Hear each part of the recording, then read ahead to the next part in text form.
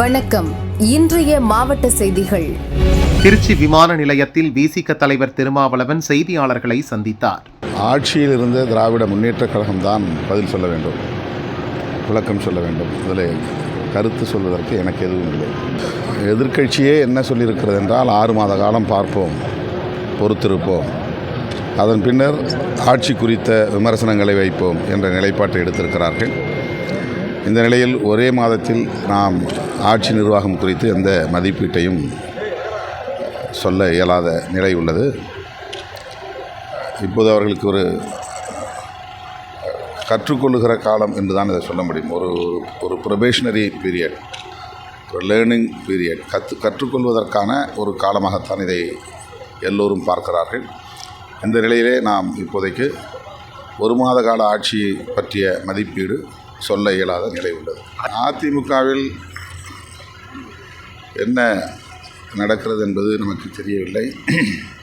அது அவருடைய உட்கட்சி விவகாரம்.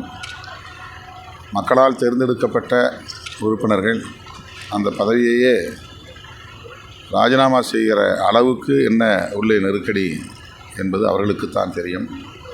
ஆனால் இது மிகுந்த அதிர்ச்சி அளிக்கக்கூடிய ஒன்றாகவும் கவலை அளிக்கக்கூடிய ஒன்றாகவும் இருக்கிறது.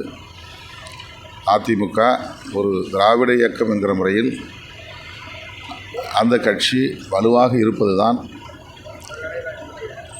சிதறாமல் இருப்பது தான் தமிழ்நாட்டு அரசியலுக்கு நல்லது என்பதை நான் பலமுறை சொல்லியிருக்கிறேன், மீண்டும் சொல்லுகிறேன். ஜெயலலிதா அவர்களும் எம்ஜிஆர் அவர்களும் கட்டி காப்பாற்றிய அதிமுக கட்டுக்கோப்பாக இருந்தால் நல்லது. அந்த வார இதழுக்கு தனிப்பட்ட நோக்கம் எதுவோ இருக்கிறது, உள்நோக்கம் இருக்கிறது. அது தவறான தகவல். தலைமையோடு தொடர்பில் இருக்கிறார், வெளிநாடு சென்று இப்போது திரும்பியிருக்கிறார். விரைவில் அவர் என்னை சந்திக்க வாய்ப்பு இருக்கிறது. அவருக்கு இருக்கிற வருத்தம், அவரை கலந்து பேசி நான் இந்த முடிவை எடுக்கவில்லை என்பதை தவிர வேறு எந்த வருத்தமும் இல்லை. என்னை பலமுறை அலுவலகத்தில் சந்தித்திருக்கிறார். வன்னியரசு அமைச்சரான போதும் அவரை சந்தித்து வாழ்த்து சொல்லியிருக்கிறார். அவர் பதவியேற்கிற போது ஆளுநர் அலுவலகத்திற்கு வந்த நிலையில் சற்று தாமதமானதனால் அவருடைய கார் உள்ளே அனுமதிக்கப்படவில்லை. ஆனால் திட்டமிட்டு ஒரு நாளேடும் ஒரு வார ஏடும் திரும்ப திரும்ப விடுதலை சிறுத்தைகளை குறிவைத்து அவதூறுகளை பரப்பி கொண்டிருக்கிறது. விடுதலை சிறுத்தைகள் கட்சி எளிய மக்களுக்கான ஒரு இயக்கம். இந்த இயக்கத்தை உடைத்து இங்கே என்ன சாதிக்கப் போகிறார்கள், ஏன் இப்படி அவதூறுகளை திட்டமிட்டு பரப்புகிறார்கள் என்று விளங்கவில்லை. அந்த நிலைப்பாட்டில் அவருக்கு எந்த வருத்தமும் இல்லை. கட்சிக்குள்ளே சில தோழர்கள் வெளிப்படையான விமர்சனங்களை வைக்கிறார்கள், அதை கண்டிக்க வேண்டும் என்ற கருத்தை அவர் முன்வைத்தது உண்மை. அவர் சொன்னதைப் போல வெளிப்படையான விமர்சனங்களை வைத்த முன்னணி பொறுப்பாளர் ஒருவரை கடுமையாக நான் கண்டித்திருக்கிறேன். அண்மையிலே கூட அவர் மீது நடவடிக்கையும் எடுத்திருக்கிறேன். ஆகவே இதை வைத்து கொண்டு பூதாகரப்படுத்துகிறார்கள். தமிழ்நாட்டை பாதுகாப்பதற்கு விசிகாவை வீழ்த்த வேண்டும் என்று அவர்கள் விரும்புகிறார்களோ என்ன தெரியவில்லை. அந்த அளவுக்கு விசிகா தமிழ்நாட்டுக்கு எதிரான கட்சியா என்று விளங்கவில்லை. ஒரே ஒரு நாளேடும் ஒரே ஒரு வார ஏடும் தான் திரும்ப திரும்ப இதை செய்து கொண்டிருக்கிறது.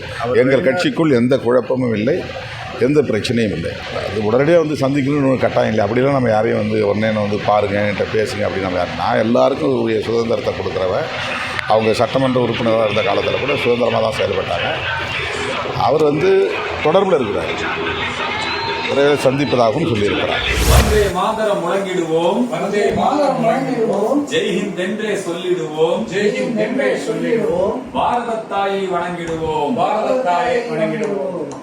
சுதந்திர போராட்ட வீரர் வாஞ்சிநாதன் நினைவு நாள் இன்று.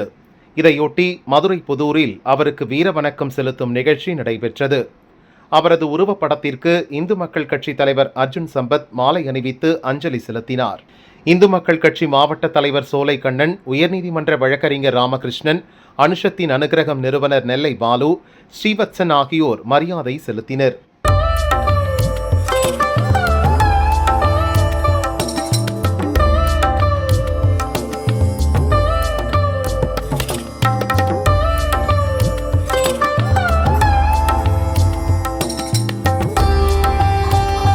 ஜூலை 17 சுதந்திர போராட்ட வீரர் வாஞ்சி வாஞ்சிநாதன் அவர்களின் நினைவு நாள்.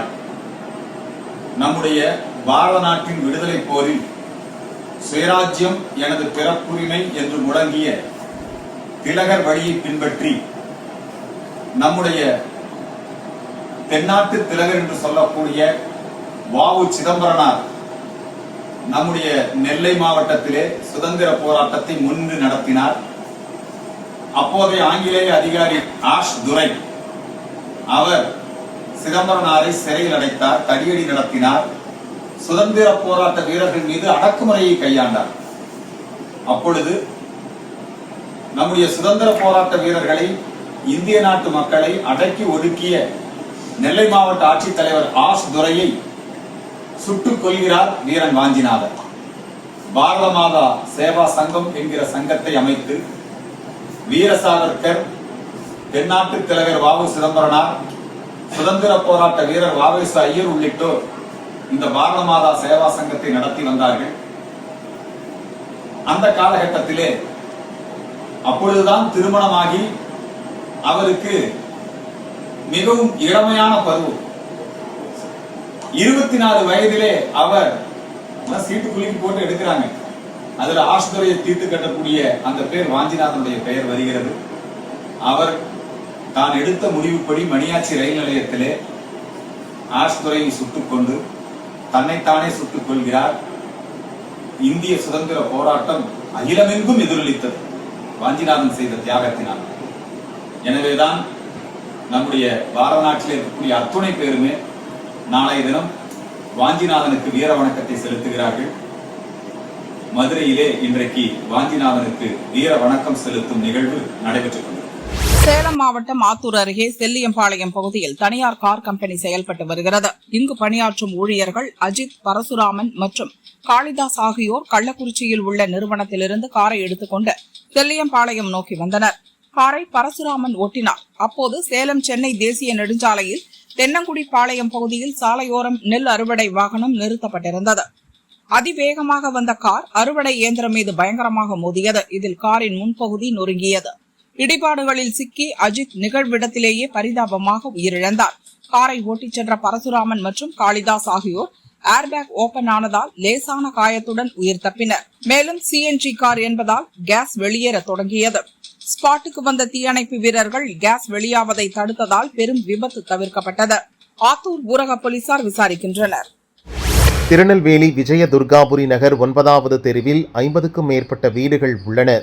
நேற்று மாலை பலத்த காற்றுடன் மழை பெய்தது. அப்போது அப்பகுதியில் உள்ள மின்கம்பியில் எர்த் துண்டிக்கப்பட்டதாக கூறப்படுகிறது.